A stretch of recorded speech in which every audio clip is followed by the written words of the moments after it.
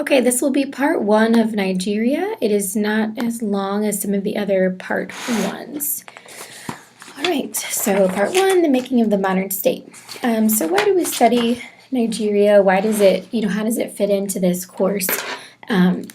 So Nigeria is important because it is a developing country that is trying to democratize. So there are a lot of lessons we can learn here about the development of democracy and how ethnic and religious divisions play a role in that.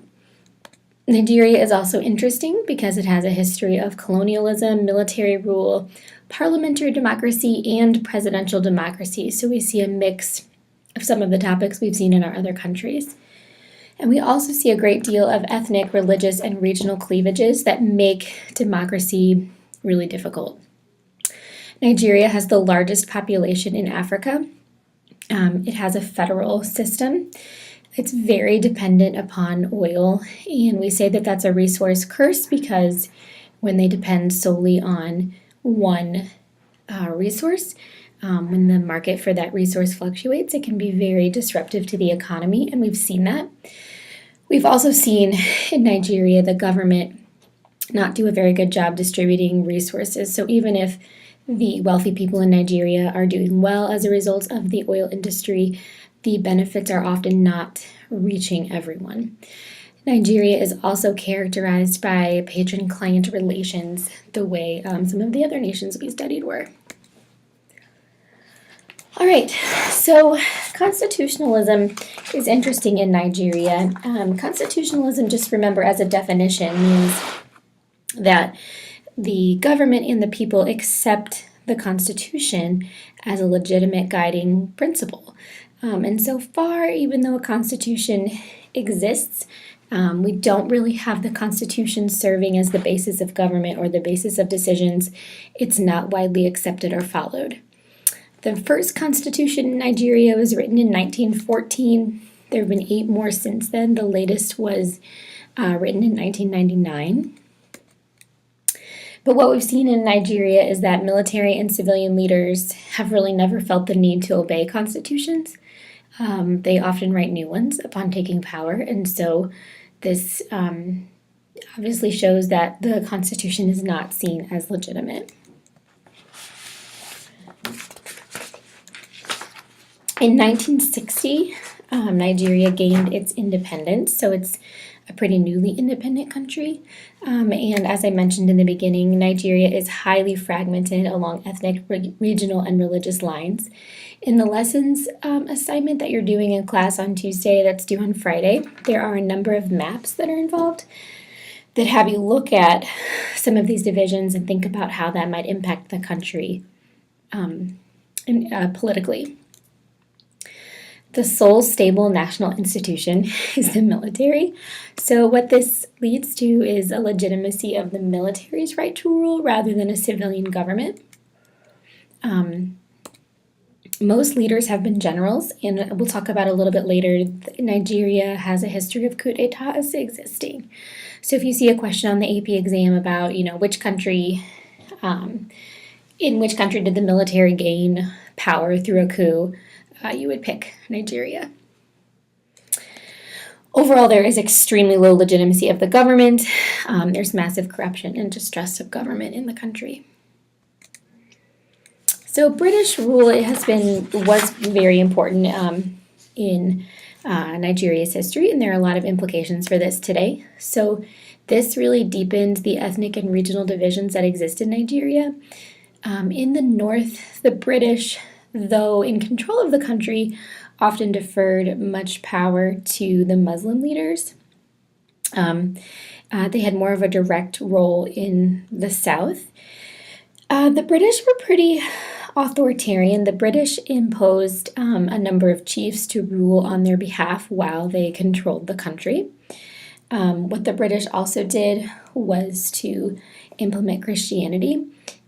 Islam already existed in the north from the Arab traders that historically came through that area, but they implemented Christianity in the south. In terms of the economy, Britain did not really allow Nigeria to set its own economic goals. What Britain did was basically allow the chiefs that they put in place instructed the chiefs that they put in place to make decisions based on goals that were set by the British. So there was no free market. It was an interventionist state that the British set up. They also implemented Western-style education, mostly in the South, and Christian missionaries played an important role there. What we see today now is that most Nigerians speak English. They're taught English in their schools still to this day.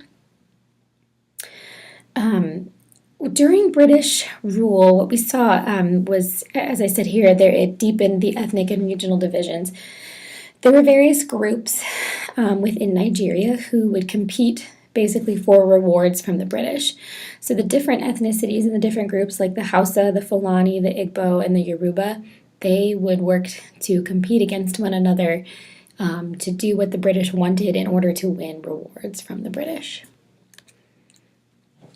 Independence was granted in 1960, but since then, Nigeria has faced this national question of should we even be a country? They're trying to figure out why, what's uniting them. They're very different ethnically and religiously, so there's a lot of debate about what even unites the country.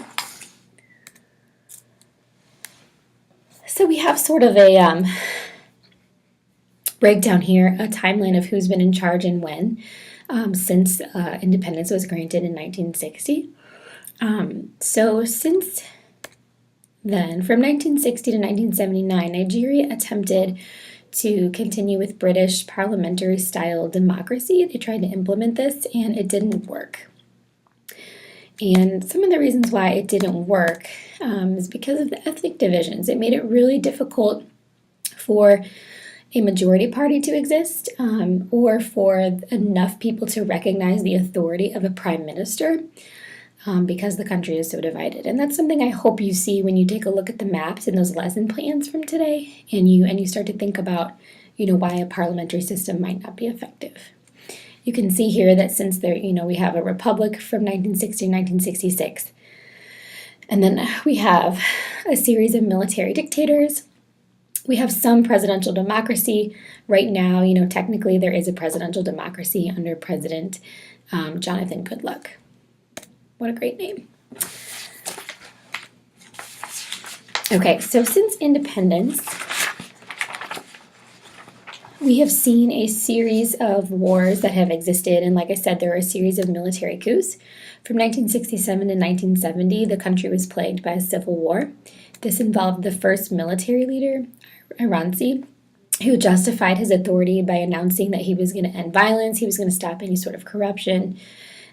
He ended up being killed in a coup by a second general, and the coup sparked the Igbo to fight for independence for their land called Biafra. So basically what I want you to see here again is just the implications of the religious and ethnic divisions.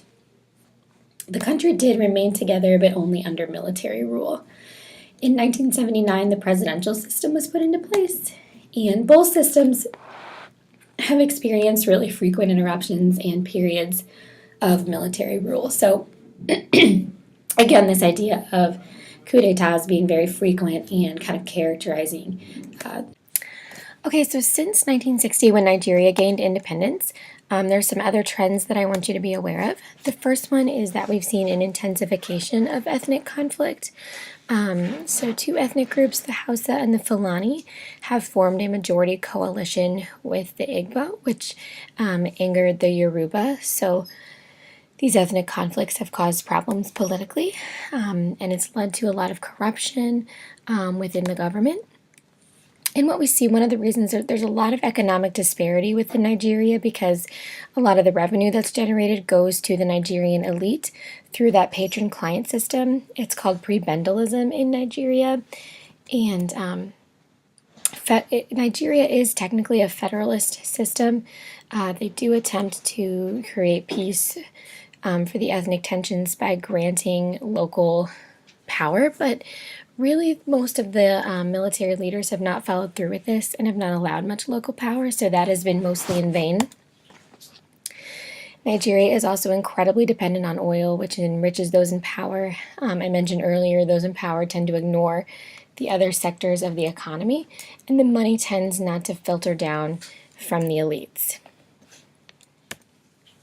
So Nigeria, like Iran, is a rentier state based solely on oil revenue. This has led to quite a bit of debt because of their over-reliance on oil and also because of the corruption within the government, so money is spent incorrectly or pocketed by government officials. In the 1980s, Nigeria was forced to turn to international organizations for help in managing their national debt. So the World Bank and the International Monetary Fund helped them develop a program called their Structural Adjustment Program. I would love to see the policy groups on Friday talk a little bit about the role of the World Bank and the International Monetary Fund in doing this. What they have done is they've worked to restructure and diversify the economy, so bringing about other industries to increase or to decrease the dependence on oil. And that is the end.